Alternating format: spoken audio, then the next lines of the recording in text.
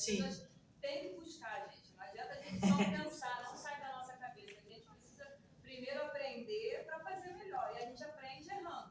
E a gente vai parabéns esse sistema. A gente melhorou muito. Gostei de ver.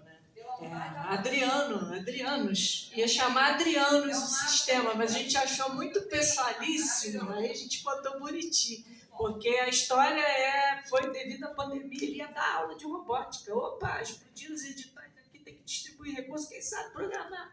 Ele já tinha visto a loucura que foi na premiação Paulo Ramos, e a gente tem a agradecer, né? Porque se fosse pagar um sistema desse, a gente ia gastar R$1 milhão para cima. E a gente tem um funcionário que se dispõe a fazer isso. Então, é bacana, né? E é isso, é a força da união, aí é querer que as coisas deem certo.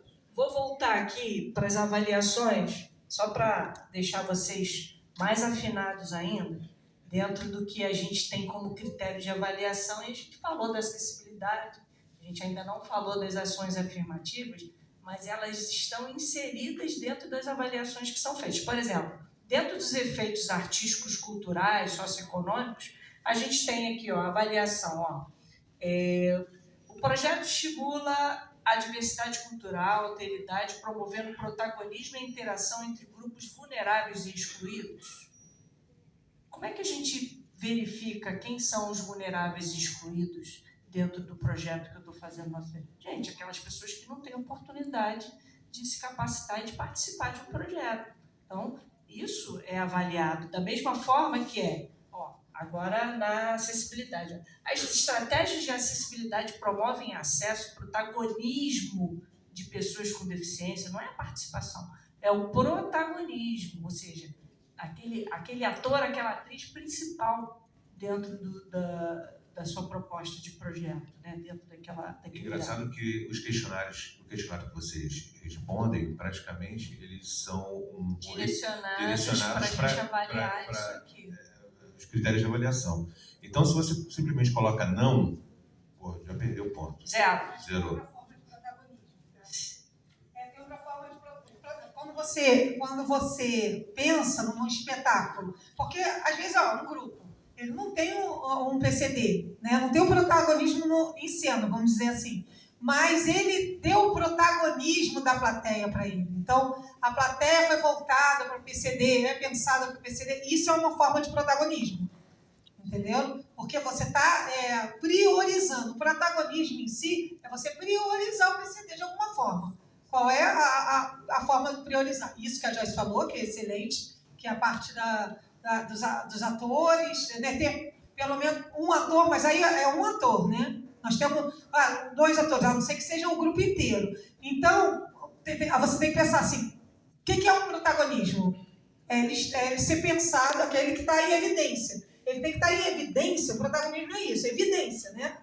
Então, quem é o protagonismo de uma peça é a pessoa que está mais em evidência, é aquela que está mais falando. O protagonismo de uma capoeira, o mestre, né? Que jogam, enfim. Agora, o protagonismo no PCD, como que seria ele? É o pensado nele. Ele é o protagonista. Então, de alguma forma, ele tem que ser o protagonista. O protagonista, ou como a maioria da plateia em algum momento, ou reservando para eles. Eu penso primeiro neles. Então, eles são protagonistas da menção, porque eu estou pensando primeiro neles. Eu tenho um ator. Como a Joyce falou, realmente, o protagonismo, se são ator protagonista, então ele é o protagonista da ação. É por aí. Isso aí. Agora, as ações que você está prevendo no teu projeto contribuem com a geração de trabalho e renda na comunidade onde você está executando? Ou seja, está gerando renda? Está fazendo com que pessoas busquem a autonomia financeira ali, gente? Ou ajudem na inclusão dessa parte? Você não tem que abrir. Você deve abrir sua instituição para a sociedade não apenas uma vez ao ano. Você tem que abrir com regularidade. A sociedade tem que fazer parte desse teu ponto de cultura. Isso aí. E aí, o projeto, gente, ser avaliado, tá? O projeto prevê estratégias efetivas de participação da comunidade na gestão do ponto de cultura. Existe um item aqui no plano de trabalho que é importante pontuar, que é o comitê gestor. Quem já ouviu falar de comitê gestor? O comitê gestor que você insere no seu plano de trabalho são justamente as pessoas da comunidade do entorno que têm uma relevância para aquele território.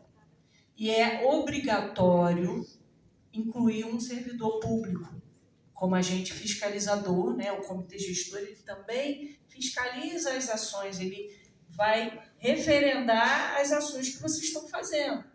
E o servidor, gente, não precisa ser secretaria, não.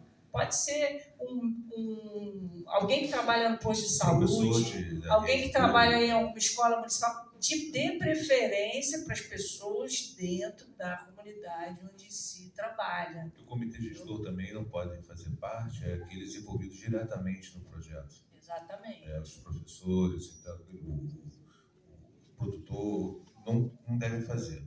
Um funcionário público. Fiscalizam, né? Então, sim, pode ser de repente uma pessoa dentro para explicar sobre o projeto, o andamento do projeto para o resto do grupo, sim. Mas o ideal é que seja apenas pessoas de fora.